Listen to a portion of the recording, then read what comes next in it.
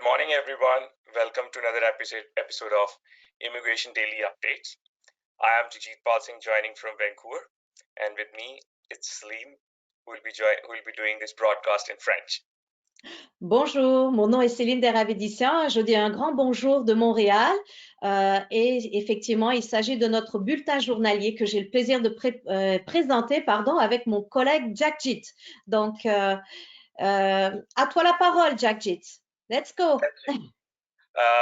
This week is full of twists and turns.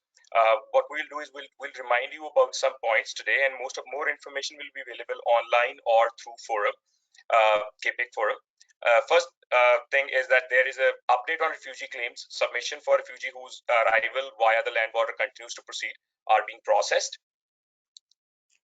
En fait, ce qui se passe, c'est que nous avons une semaine particulièrement chargée et puis il y a beaucoup trop d'informations. Alors, nous allons vous donner simplement les grandes lignes et vous inviter à venir sur le IMO Forum, IMO Center, pour pouvoir aller chercher toutes les informations à partir du site du CAPIC. La première nouvelle que disait Jagjit, ça concerne par exemple des mises à jour concernant les dépôts des demandes de réfugiés, justement, notamment pour les personnes qui arrivent par la frontière terrestre et qui continuent. Next point, Jagjit, what is happening with the sponsorship?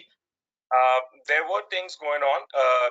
Applicants were expecting that the application that were being processed outside, if they are inside Canada, if they can switch from overseas processing to inland processing. For now, Immigration Department has said that they will not be issuing work permit. But they are working on it, and there will be updates down the road. As of now, they cannot change from overseas processing to inland processing. Effectivement, IRCC a quand même de grandes préoccupations concernant les demandes de parrainage puisque les demandeurs ont adressé des demandes spécifiques pour savoir si les personnes qui étaient déjà sur des statuts visiteurs, donc des conjoints-conjointes qui sont déjà arrivés là et qui ont fait des demandes hors Canada, s'ils pouvaient rapatrier leurs demandes au Canada et pouvoir bénéficier également éventuellement d'un permis de travail ouvert. Donc, IRCC va revenir effectivement avec probablement des informations ou peut-être un statu quo là-dessus. And what about the next point? What are the other news? Because we're really busy. The other thing is IRCC has confirmed the implementation of new electronic confirmation of permanent resident validation system, which is in place. Yes. Details will follow up. The information as of now is available on website, KPIC Connect website. Everyone can go and visit it. Yeah, that's true. It's very important because it was something that we were talking since several weeks and it was a big concern for people. Et en fait, ce qui se passe, c'est que nous avions de très grandes préoccupations concernant les validations de conformité, pas de conformité, mais de confirmation de résidence permanente. Et en fait, ce qui est arrivé, c'est que finalement, IRCC a mis en place un système électronique de validation de la confirmation de résidence permanente. Donc, les personnes vont recevoir par courriel ces informations-là, ces nouvelles-là et passer maintenant à un nouveau stade. Another thing that Immigration Department is continuously reminding all the immigrants or whoever are here on any status, worker status or visitor status, that they must maintain their legal status. Even if their application is not complete, they must send an application for extension. They must maintain their legal status no matter what. Effectivement, nous sommes le 23 avril aujourd'hui, mais notre discours reste pareil. C'est-à-dire que, quelle que soit votre situation, si vous êtes au Canada, maintenez votre statut. Il faut que vous mainteniez un statut légal. Et si vous avez perdu votre statut, n'oubliez pas absolument de refaire un rétablissement de statut dans les 90 jours. Les professionnels en immigration sont là à votre disposition pour vous aider et vous aiguiller si vous avez besoin de quoi que ce soit à ce niveau-là. And I believe that we have also other news regarding the last actualities with IRCC. Yes, IRCC is facing huge backlog caused by pending biometrics. They are looking into the matter, try to resolve the situation, but that is how it is as of now. Oui, effectivement, IRCC est absolument conscient de l'énorme arriéré qu'ils ont lorsque le Service Canada va ouvrir et permettre de faire les biométries au Canada. Donc, ils sont en train de penser ou autre comment ils vont faire pour pouvoir justement gérer ça. Parce qu'il ne faut pas oublier que les personnes qui ont déposé des demandes de prorogation de statut ou qui ont des procédures en cours et dont la biométrie est nécessaire au Canada notamment, et bien entendu, ce que je dis, ça va se passer à l'étranger aussi, mais il va y avoir quand même une liste d'attente avant d'y arriver. Alors, merci pour IRCC d'être conscient de ce problématique-là. In French, it's always much longer, especially when I speak, I add and add and add other points.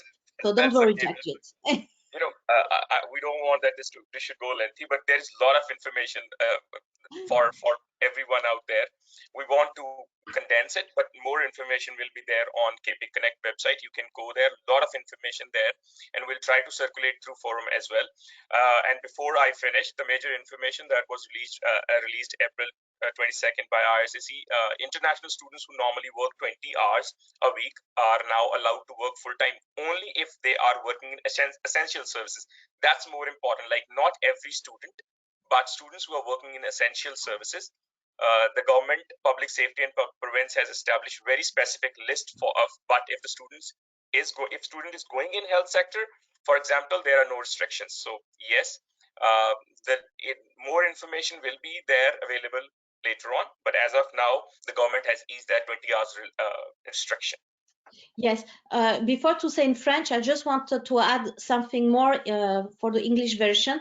I listened this morning a presentation from IRCC, and they said clearly, because we asked the questions, what about the students on which study permits it's written they cannot work in health, or I don't know how do you say that in English, you know, when you have restrictions on your authorization. Yeah, there are restrictions on the They said clearly that if you have this mention and you have not passed the medical control before, you cannot work for the health system, but you can work in restaurants, in other places, and it's done till end of August.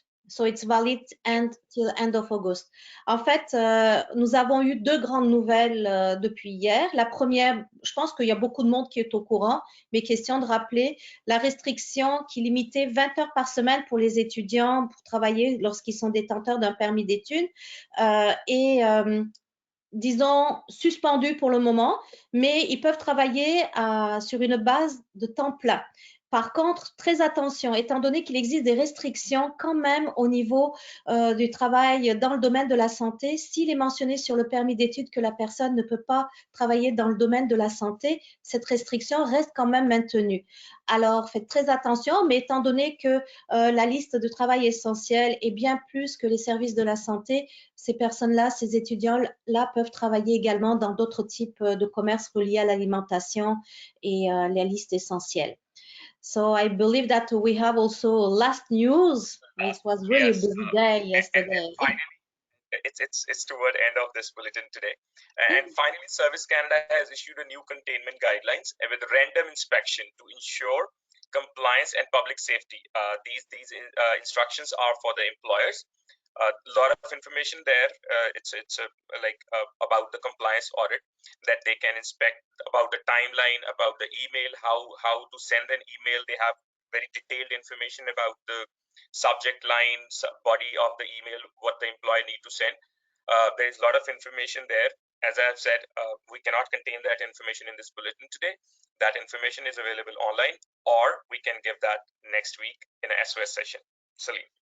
Effectivement, la dernière nouvelle avec laquelle on va terminer aujourd'hui, ça concerne un nouveau bulletin émis par Service Canada, le programme des travailleurs étrangers temporaires, qui a encore plus rendu strict le contrôle et les vérifications pour la période de confinement de 2 semaines à l'arrivée des travailleurs étrangers temporaires, à savoir qu'il va y avoir des inspections qui vont être effectuées virtuellement, sur rendez-vous, enfin bref, toute une série de procédures qui sont mises en place avec beaucoup de choses, simplement, et tellement de choses que je pense que ça vaudrait la peine justement qu'un de nos collègues qui vont faire les bulletins dans les prochains jours puisse aller un peu plus en détail là-dessus.